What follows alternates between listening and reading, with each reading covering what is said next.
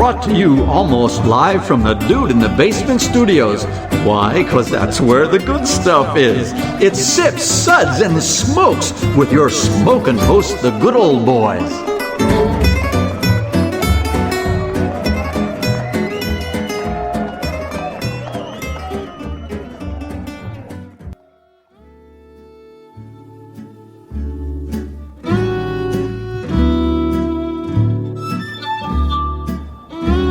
Suds, Suds, Suds. It's time for more Suds.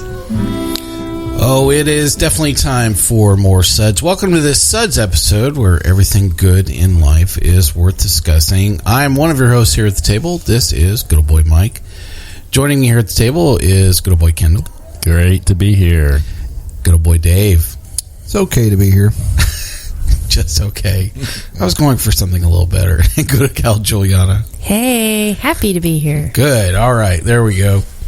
Well, we are the best thing on at 2 a.m., and we thank you for choosing us over the following choice you had called The Mystic and the Muse, the piano music of Cyril Scott and Roger Quilter on the Beethoven Network.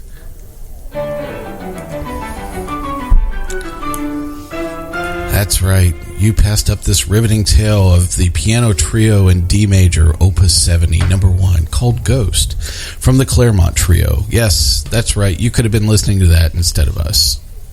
It was a choice you had, but anyway. Well, our Suds segments are all about beer, and more beer, not Beethoven. This 1 hour episode should be mildly entertaining for possibly 28 minutes. Wasn't Beethoven that movie about the dog? Yes, Dave. Just for your romper room version, that is correct. We will give that to you. That's a nice nice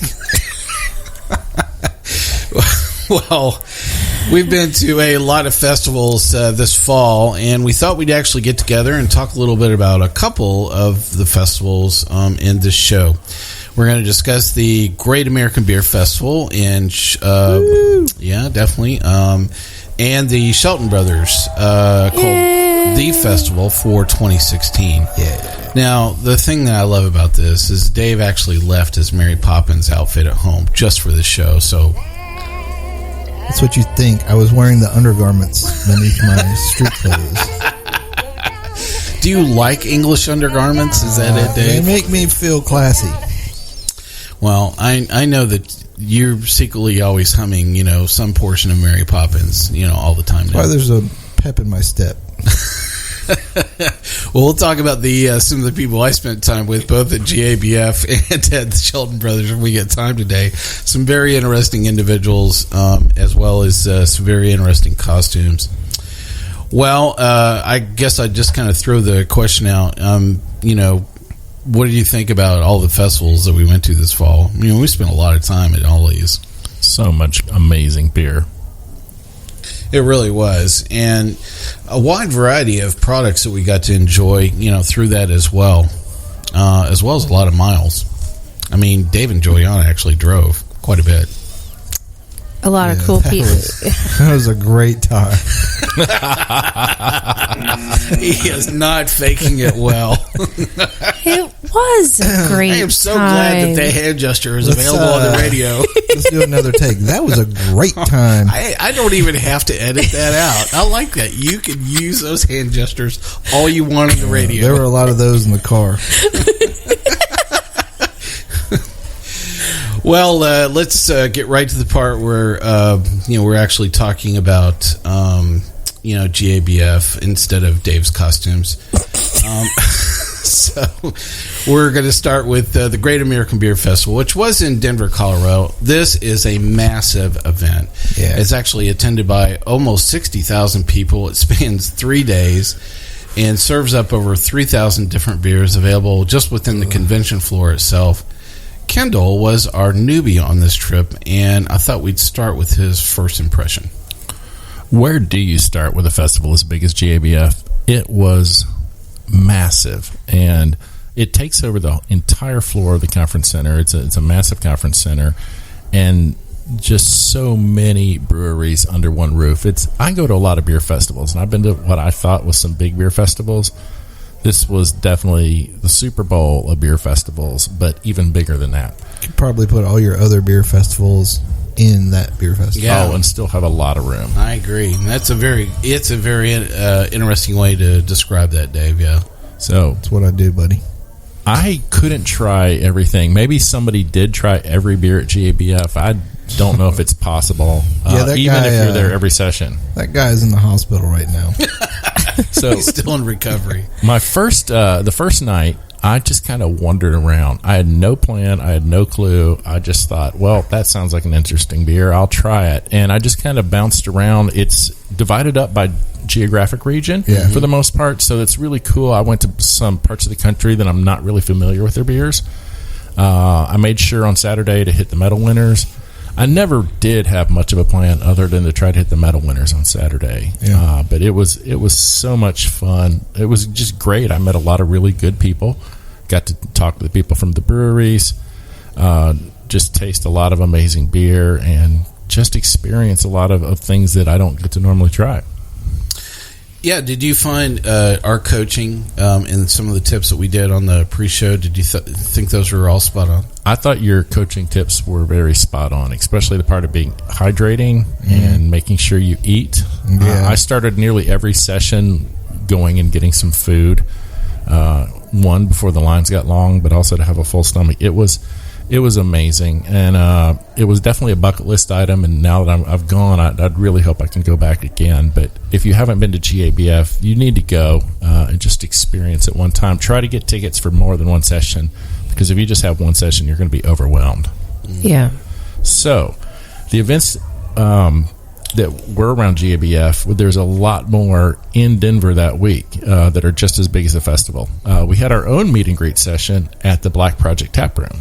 Oh man, that was really cool. So that tap room is small, kind of an intimate little place, and to walk in there and buy beer is a really cool experience. But to walk in there and there's a lot of free beer that you've probably never heard of, and some stuff that you've kind of heard of but never thought you'd get to try. There were, I don't know, there had to be 50 people there or so. Almost something like that. Yeah, I think there was more people than that. There was definitely probably upwards of 80 or 100 beers. Because there were still people coming in, even because we had to leave after a while. There were still people coming in back room and bringing more beers.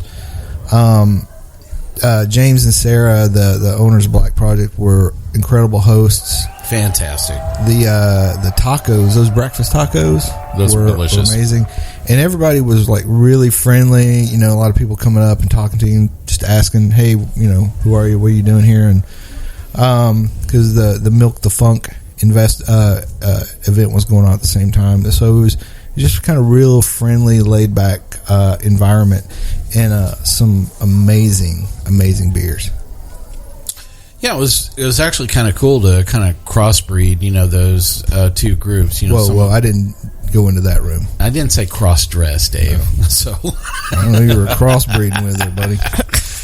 Well, we had some of our own fans, that were definitely there for our event, and then we had some people from Milk the Funk, and there were folks from Milk the Funk that were fans of the show as well, and so it really was great to enjoy everyone that was in the room. It was a massive bottle share, and that really is very emblematic of our type of event. And I couldn't think of a better way that we could enjoy the time with our fans than a bottle share event. And sure. I didn't step in poop this year. No, you didn't. So it was not a crappy. That's event. a plus. That was probably the highlight for me. It's a little bit of our inside joke with our event at Cheeky. Go back and listen to the Big Bunny. Yeah, definitely.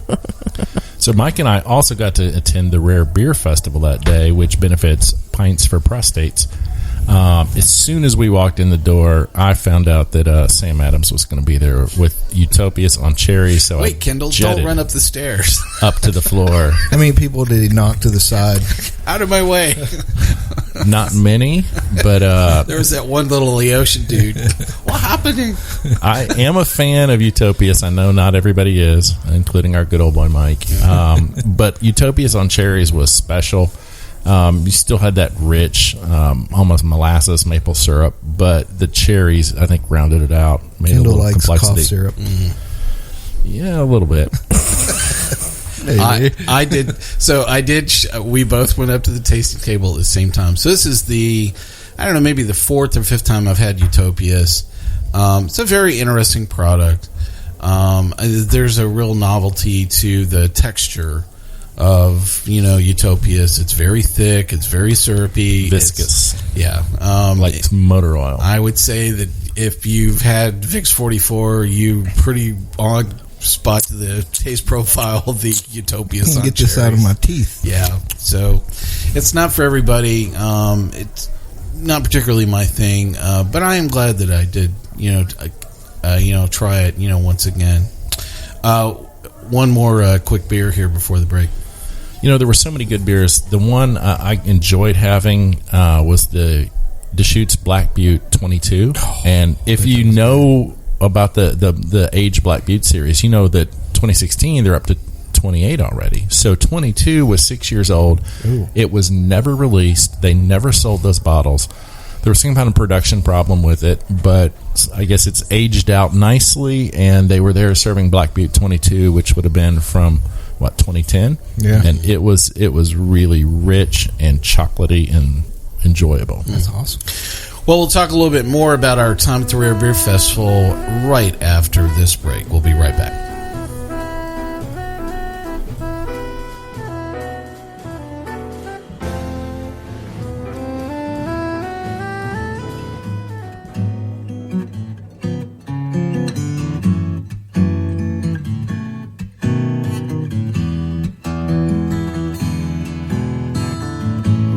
Clouds and crashing surf, iridescent dunes reflecting by the light of a rising, glowing moon.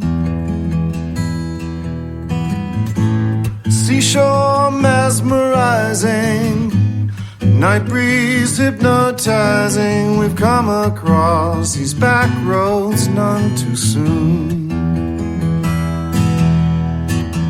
Look to the left, to the right. Keep your eyes on the road, my darling. Wondering if we're only passing through. Open roads and open windows. My hand is yours forever, sweet love. Welcome back to Sips, Suds, and Smokes. On today's Suds episode, we are talking about some festivals that we recently attended, and we were talking a little bit about our time for the Great American Beer Festival in Denver, Colorado, as well as the Rare Beer Festival.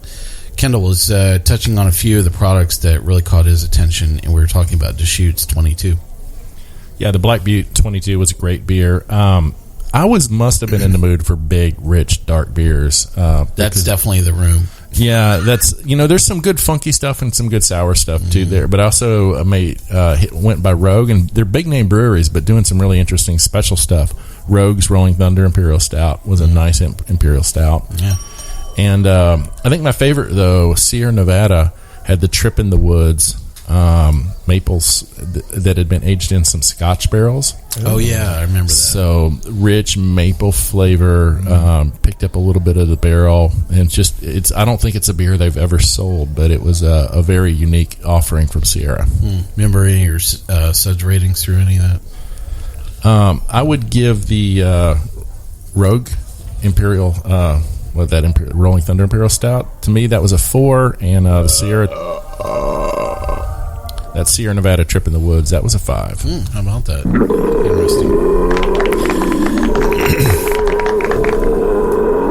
I thought I'd mention one quick product that really caught my attention at the Rare Beer Festival, and it was from our friends at Funky Buddha in Florida.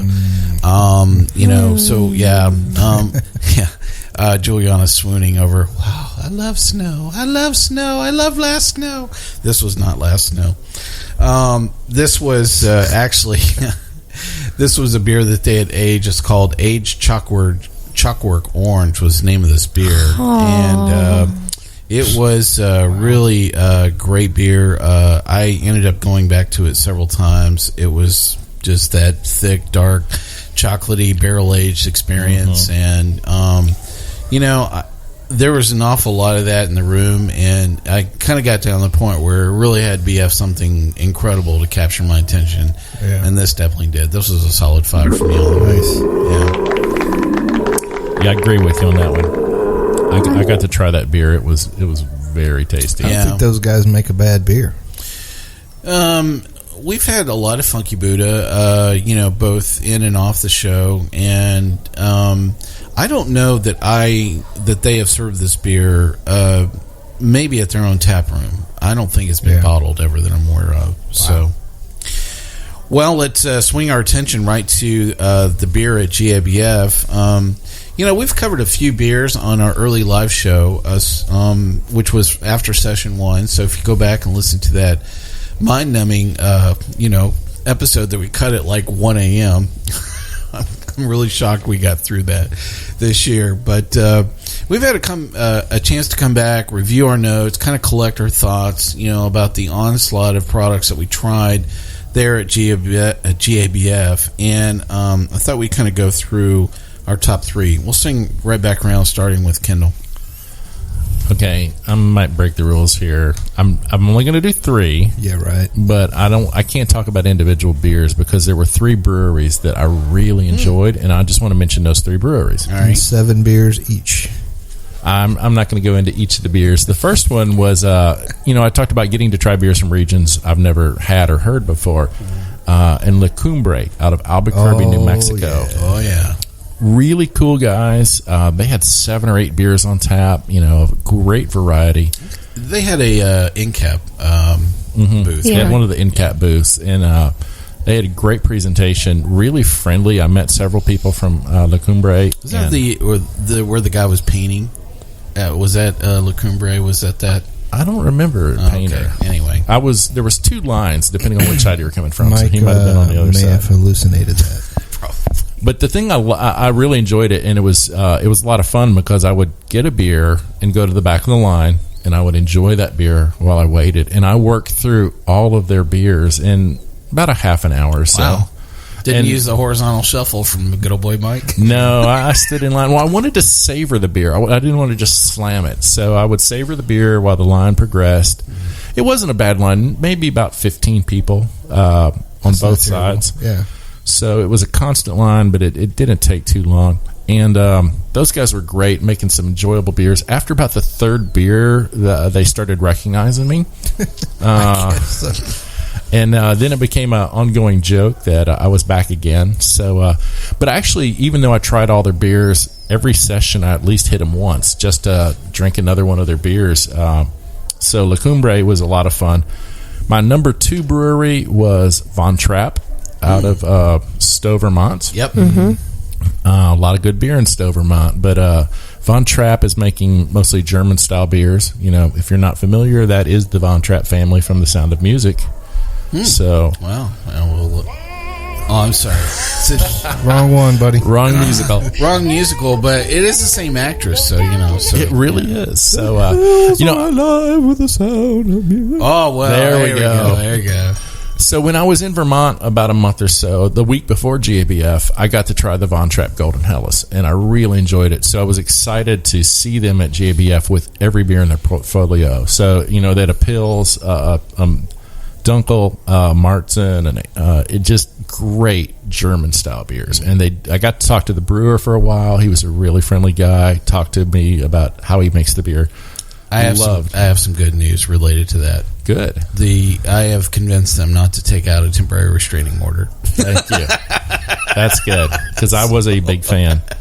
So the Von Trappes are making some great beer, and they don't have a wide distribution, but if you're in New England, you should definitely search for that. The other brewery was, my number 3 brewery was also a New England brewery. One I've heard about, but I've never tried their beer, was Lord Hobo. Oh yeah, and so we had some of those. Yeah, so I had a beer of theirs this week called the Consolation Prize. It's their double, and they also make Steelless beer. Yeah, I had that. And Bomb is the other beer. From them. And I've had all those. Pretty close to being on tap or like really uber fresh. Yeah, so. I've heard, because I think they started out as a bar. They're around correct. Boston, or if I'm correct. And I've seen their ads in some of the beer magazines. I knew they were a great bar, but they've started a brewery, I think, the last couple of years. And their Boom Sauce and Hobo Life, great beers. Yeah, very popular beers. With the locals in and around the New England area, both Western Massachusetts, Southern Vermont, and mostly all available in cans, and a very distinctive design. It's all brown and with light brown lettering. And yeah, you'll be walking through the beer aisle, and it's pretty distinctive. To see a lot of their products there. But Cool. Yeah, I have had those several times, and it was cool that they actually made the trek, out west to enjoy introduce the their beer. beers. Yeah, so really cool. Well, let's keep on going right around to good old boy Dave. Dave, what'd you enjoy at GABF? The thing about GABF, I've heard this said about the 60s, although I'm not old enough to have experienced it, but if you remember GABF, you probably weren't there. I believe how it's the paraphrase. I'll be honest with you, I don't remember a damn thing about those days. Remember eating some pig ears one day, and something happened, and Yeah, we did have Big Air. yeah. No, I've scrambled back through my garbled notes in the app, and one thing I really enjoyed was something we'd actually had at the Beer Bloggers Conference, and then had it again at GABF, and it was actually a 2015 GABF medal winner. You're My Boy Blue, Blueberry Wheat from the Brew Bus in Tampa. It was basically like drinking a bunch of blueberries. It was a very solid fruit beer. The wheat was perfect catalyst for those blueberries, and it was very enjoyable. I had that at the heavy metal table, which was a really cool thing they did this year for the first time. We all think that was a really good booth. Yeah, a lot of head nodding around. Great idea. Yeah. So I would definitely give that one a 4. Cool. Well, while Dave's looking up his next beer, we actually are enjoying a medal winner right here in the middle of our show from Firestone Walker. Their double DBA actually was awarded a gold medal for the ordinary or special bitter category. And this happens to be a vintage version. This is the 2014 that we're enjoying here at the table tonight. What do you guys think about this? It's big. It's smooth.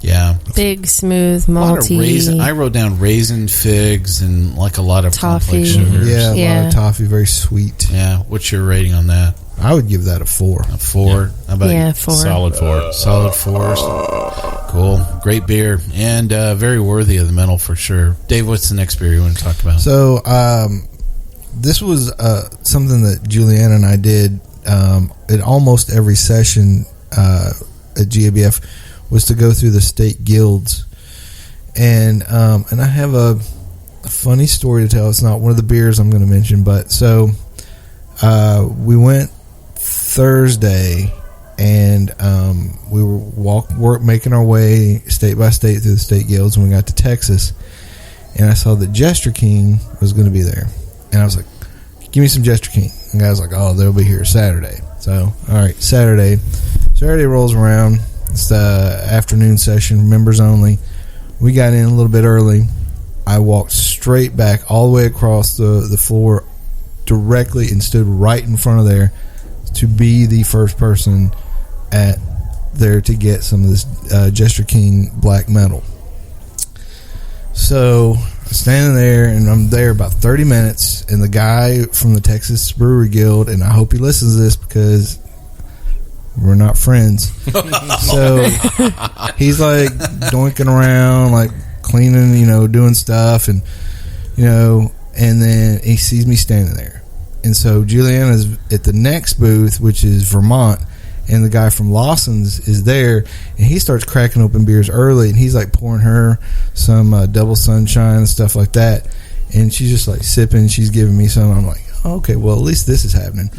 Guy at Texas, he's just wiping stuff He's down. surrounded by berries, just standing there waiting for one beer. Well, nobody else is pouring except the Lawson's guy. You need proper training. So, hey, look, it was Jester King, dude. I'm honed in. So I'm just staring at this guy, and he's like, "Oh, I know what you're waiting for." I'm like, "Yeah, I bet you do, but you're not pouring it." So these other guys roll up. They try to get in front of me. I'm like, "Dude, I'm standing right here." And the guy's like, "Oh, sorry, dude. We saw the Jester King." I'm like, "Yeah, I know. So stand behind me." So dude from Lawson's is still pouring beers. He's giving Julieanna just beer after beer, and she's just giving me some. So that's great. Finally, right at time, like noon or whatever it's supposed to be, the dude from Jester King rolls up, and then he starts like goofing around and straightening bottles and stuff. And so he's standing there, and then the Brewery Guild guy's standing there, and they're both looking at me, and they both know what I'm standing there for. And then finally, the guy cracks open this bottle of Black Metal. I'm like, about time, Dun, dun, dun. And so he pours me one. The Brewery Guild guy pours me one, and it's flat. Oh my god! Oh, this story sucked. Yeah. So it was still a delicious beer. It was very good, but except it was flat. Yeah, except it was flat. So just because he opened it on Thursday after you came by the first time, he probably had a rigged bottle. He was like, "Oh, this guy." The second beer I would talk about, though, was from one of the state guilds. It's actually from the Rockfish Grill and Anacortes Brewery in Washington State. It's a Peppercorn Saison. That was good. Yeah. So Reverend Mark actually made a Peppercorn Saison, this year, and it was very interesting to have another commercial example that was, actually served on the floor. Very different. They used like white, green, and red peppercorns. Yeah, and there was no heat at all. Yeah. It was just a nice pepper flavor, and it was really kind of savory and delicious. And I definitely would give that one a 5.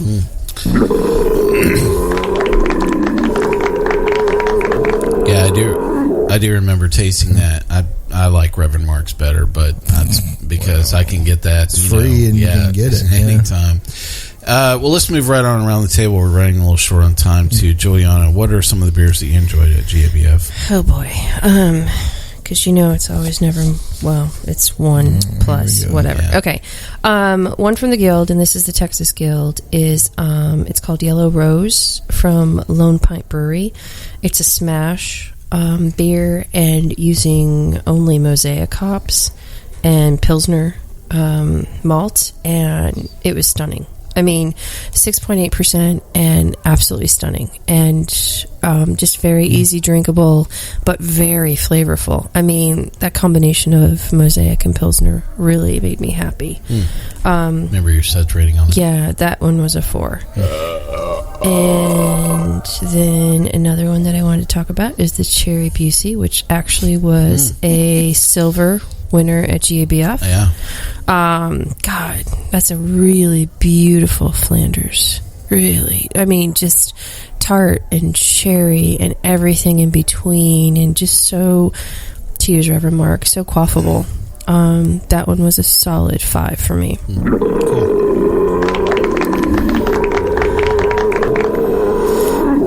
One more quick one. Lastly, my love for Funky Buddha will never fail. I love you guys so much. And they served Last Snow right there on the floor this year. They did, but I mean, and yes, I had my fill of Last Snow. However, No Crusts is my new love.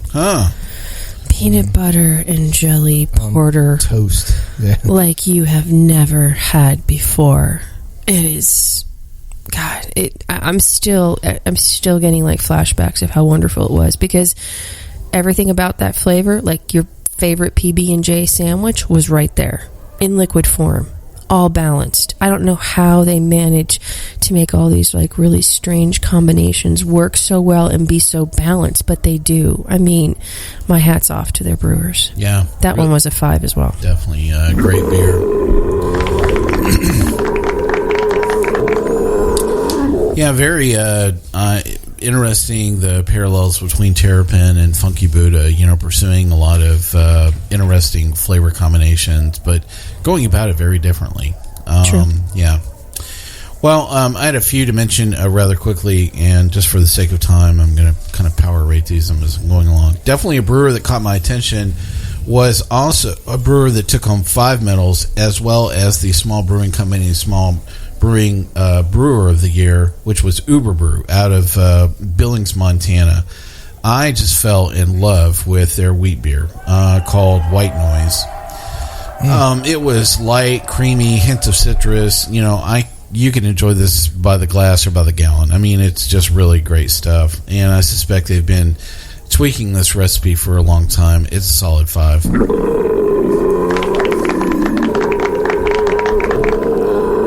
Without even stepping another inch away from that, right alongside that was their Imperial IPA, which actually also was a medal winner in the Imperial IPA category, the Cumulus Insani.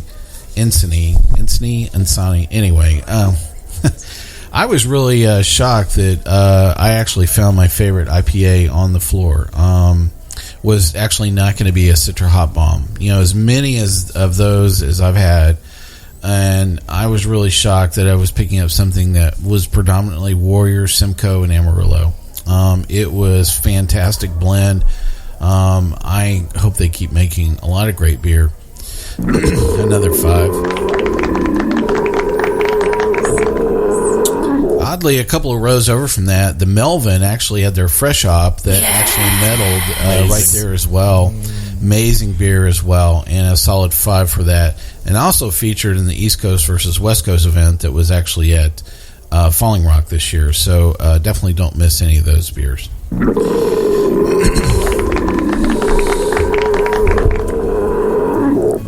We'll be right back in just a moment. But baby, the whole elation riding down this lover's avenue, as slow as a willow blows, or as fast as the whirlwind grows, we glide beneath the stars in cobalt blue. Look to the left, to the right, keep your eyes on the road, my darling, wondering if we're only passing through. Open roads and open windows, my hand is yours forever, sweet love. Our eyes ahead on these back roads with a view.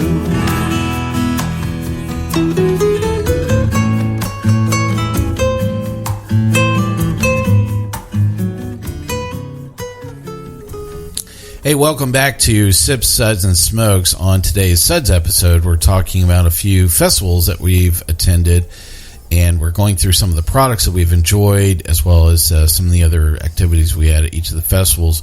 We were rounding out, talking a little bit about some of the beers we enjoyed at the Great American Beer Festival, and I had to charge in and talk about this one just because I love the name as much as I love the beer. I love saying this, the White Wine Barrel Freaky Deaky from Oak Islands. I mean, it's like I just can see so many people hopping up to the bar. I'll have the Freaky Deaky with white wine. I mean, it's funny. It was funny in my head, Dave. So your head is a very scary place, Mike. Yes, that is correct. Well, the interesting thing is this was in close proximity to the Hanson Brothers booth, which was right next door. And so all these... yeah, go ahead. So all these people were in line to actually get their picture with Zach. I want a picture of Zach. I'm like, I don't know who Zach is. I'm just here to try this beer. Can you pour it for me? Yeah. So they had a triple. This is a Belgian triple. And then they... I tried that and was like, okay. Yeah, it's weird how different it was between the two. I was ready to move on, and then he was like, well, would you like to try the same thing as barrel-aged? And then he poured this one that was off a white wine barrel, and it was like a completely different beer. And it's like the heavens opened up. It really did. It was a solid beer. I really enjoyed it. I thought it was a solid 4. Yeah. And I was just looking for the day of saying freaky deaky on the radio. Well, I wonder if they drank a lot of Mélange and Trois and, decided to do their version of it. Yeah. Well, just a really great experience at GABF. You guys see any costumes that caught your attention? The Stormtrooper and Lederhosen. Yeah, it's hard to beat that one. Yeah, it's hard to beat. When you picture a German Stormtrooper, this is not the first thing that comes into your head, but this is like a Star Wars Stormtrooper in Lederhosen. It was amazing. Well, I have a feeling Kendall is probably definitely going to be the most likely candidate to go back. Anything you're looking forward to doing next year? Maybe trying more beer? Okay. I thought you were going to say hanging out with a Stormtrooper in the Lederhosen. I was going to wear some Lederhosen. Borrow Dave's, Mary Poppins outfit. Yes. You'll have to launder it first. Well, let's swing on around to talk about our next event. So now we turn our attention to the Shelton Brothers, the festival. Shelton Brothers is a huge distributor of alcohol, spanning lots of geography. Many of you know them as owning the rights to distribute Cantillon in the U.S. They have such a large portfolio of products that they can actually host their own consumer festival. This event has been in St. Petersburg, Florida for 3 to 4 years and has evolved in duration and scope. The festival moved to Louisville, Kentucky for 2016 and was at Copper and Kings, which is a distiller of brandy, absinthe, had some of that, it's good, and gin. The event takes place over 2 days in 3 different 4-hour-long tasting sessions. What I really found unique about this session and were the producers serving their own product, like, Jean Van Ruysch serving up Cantillon. Yeah, it was amazing. That does not happen every day. No, not in this country. So many of the people, many of the people and the brewers from the breweries themselves from all over the world were there. And they're there to extend their relationships with Shelton Brothers, of course, and to the consumers. And it was great for them to be able to reach out. And there's a lot of high-influence consumers at this festival. You could call them the Pied Pipers because they're going to go back and tell their friends. And we saw a lot of those kind of, high-interest people there. I saw one wearing an Oompa Loompa outfit. There was that. Yeah. Did you see Pee Wee Herman? I did, yes. He dropped by and said, "Hey, Mike." And I'm like, yeah, right. But it's a great festival to introduce new products and to extend distribution of the current products. And we saw both at this festival. So we're going to go a round table of our top 3 products that we tried at Shelton Brothers, the festival. I know you are, but what am I? Sorry. The freaky deaky. You had to do that. So, I'm up first? You're up first. You're always first. If you can go online and Google Shelton Brothers, the festival beer list, and see the beers that we were drinking, it's amazing. There were so many good beers. I was scoping it out before we went. The one that caught my attention, though, surprisingly, was not Cantillon or Dre Fontaine. It was Ritter Guts Baron Trotter Sour Goza Bock. I'm like, what? I've never even seen that beer. It's actually talked to them. They're bringing it to America. It's going to be new to the market, but it's basically the cross between a standard Ritter Guts Goza and a Bock beer. Mm-hmm. So you get that toasty maltiness of a Bock, but with this little bit of saltiness and the tartness of a Goza. Plus the guts. And the guts. Yeah. And it works really well together. And I really wasn't disappointed. That was the beer I wanted to try, and I tried it 3 or 4 times. I kept going back every session to try this beer. It really was. And I imagine it's going to be pretty low cost when it gets here. Mm. What was your Suds rating on that? That's a 5. Totally a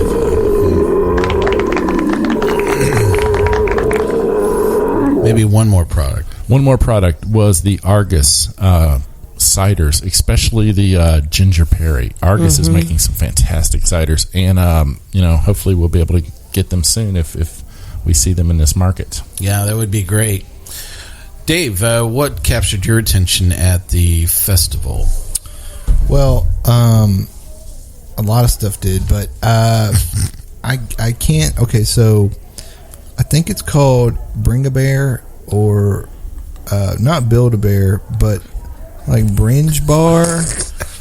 or something from Han. Just horrible. He probably butchered this. Han Brewery. You know what? That's what they get for not putting it in creating English. a redneck beer name. Yes. Short of the name.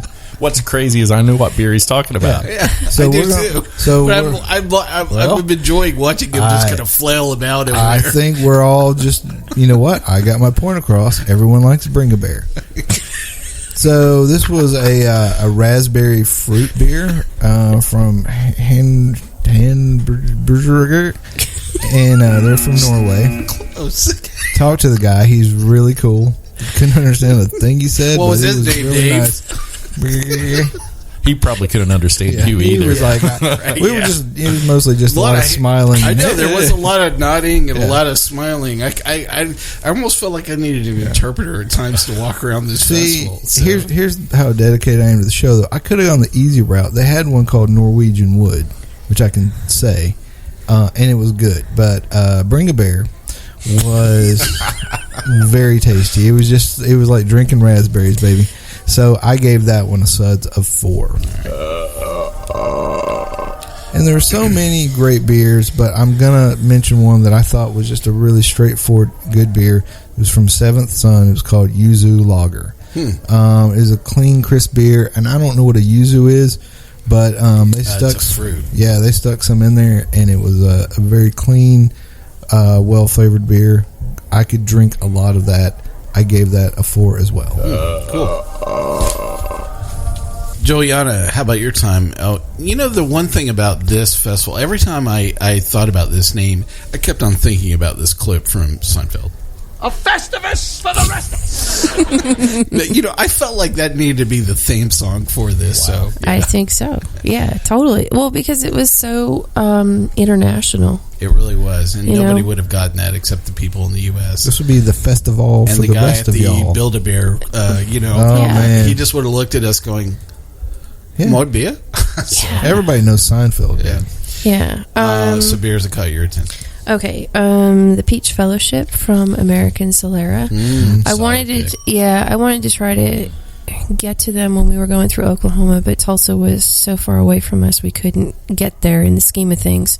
So I was really happy that they were coming to Shelton Brothers Festival, and the Peach Fellowship was just stunning. I think I went back like 4 times for It was some. peachy. Yeah, but it was peachy and it was tart, but it just so well balanced and just so pure, if there is such a word for that. Stunning, and I gave that a 5. How about that?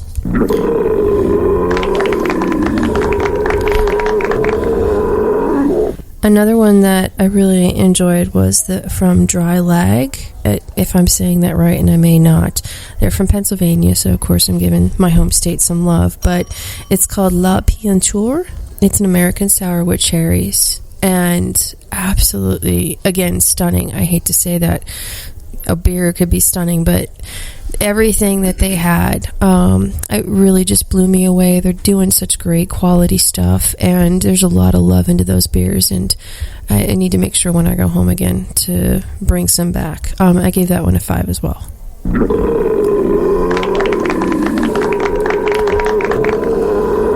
You're doing good. I'll give you one more. Oh, will you? Okay, cool. Well, then it's going to take me like 2/3 of a second to pull this one up. This one really blew me away because it was from China. And Oh, I remember those guys. Yeah. oh my And they had a lot of beer God. they rotated over there. Yeah. There was like, I don't know, 4 or 5 beers through the whole weekend. And I was really surprised at the quality of those beers, even though I couldn't pronounce half of them. So, Yeah. Those were good. Yeah, now I'm going to have a hard and I don't think the time. Chinese consumers have even access to those beers, is my guess. Yeah, you really wonder about that. Yeah. I don't know a whole lot about the craft beer market in China, but Damn, can't get Facebook. Now they can't get their own beer. yeah, I agree. Yeah. I don't know that I'm going to be able to find the name of it in time, but it was a Saison, but it blew me away because it had a lot of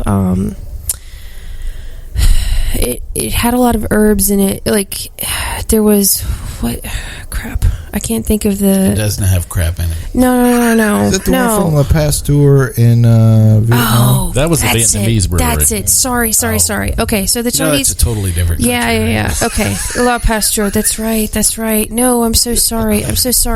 Yeah, because now it's coming back Dave, to me you're with a the. poor influence on Sorry, their China. geographic- Sorry about that. No.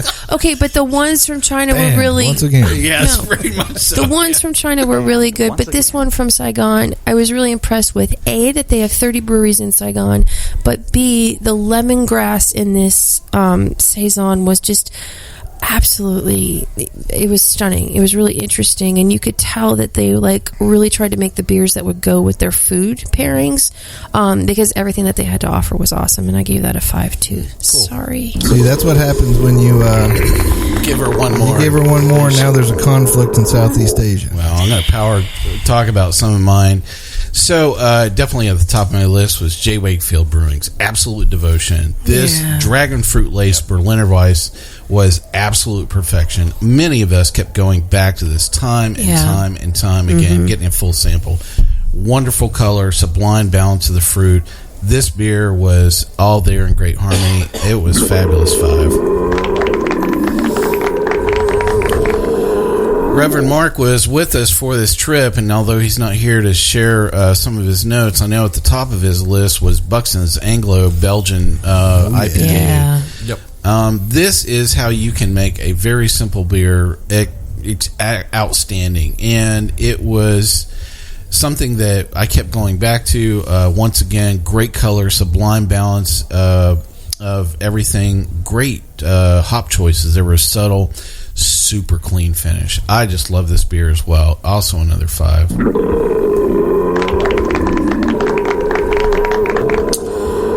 And the last one before we kind of wrap up our discussion on the festival is from McKellar. I picked this up on day one, and it is the Spot and Triple Blueberry. So they poured this in the glass, and I held it up to the light and was like, wow, man, that is color.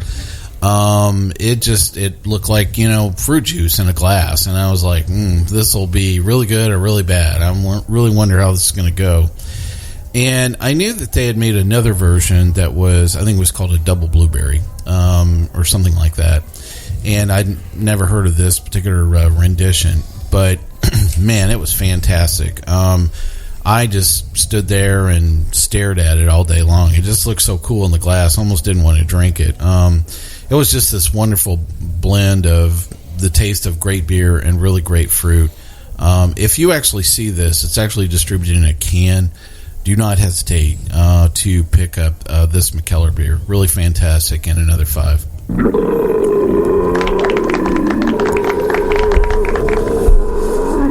And of note, on Saturday they had the Spontan Quad Raspberry. I don't recall having that, or if I did, I probably just glanced by it. And that, although I wasn't there on Friday, so I couldn't try the blueberry, the raspberry, I believe would be right up there with that realm. Mike loves raspberry beer. You should give him some of that. I know, but just take it from me, who does like raspberries. It was equally, I'm sure, yummy and quite good. We got to meet a super fan of the show as well at the festival. That's right. We did. Yes. Our own friend Allie. Yeah, it was really great to meet up with Allie, and always enjoy meeting our fans out and about. So really great. Well, let's wrap up for some of our beer festivals for 2016. We have some more info on these festivals and others on our Facebook site and our Twitter page. Our Sip, Suds, and Smokes Fest report is becoming quite handy and making your plans for next year as well. We still have many events upcoming and some hard-to-grab tickets that you shouldn't miss. So here's a few of those right now, and you can plan ahead to join us. We talked a little bit about Winter Warmer in Nashville, Tennessee on December 3rd. It's sold out. So if you're lucky enough to have a friend that happened to snag an extra ticket, be sure and join us at that event. It's really great. We've been several years, and a really fantastic festival. Another really great event coming up pretty soon is the Whiskey Extravaganza in Fort Lauderdale, Florida on December the 8th. Bob and the gang will be at this location, although this actually is a traveling festival, and there are plenty of other dates available around the country. This is also on a Thursday, which may help you navigate some other competing events on your weekend schedule as well. So another really great event. Join us for our own event for Sip, Suds, and Smokes, which is called The Big Share, on January the 7th in Nashville, Tennessee. We're working out some of the rest of the details. Be sure and watch our Facebook page so you can come, enjoy us, some really great products, and spend some great time with some friends for a good cause.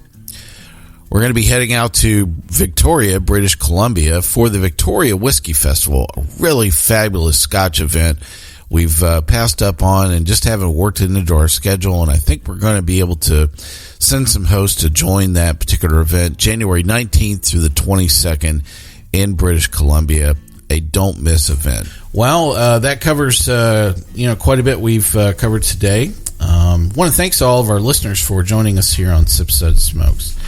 Catch all of our episodes online on iTunes, SoundCloud, TuneIn, Stitcher, YouTube, Google Play, and Spreaker, our native media hosts.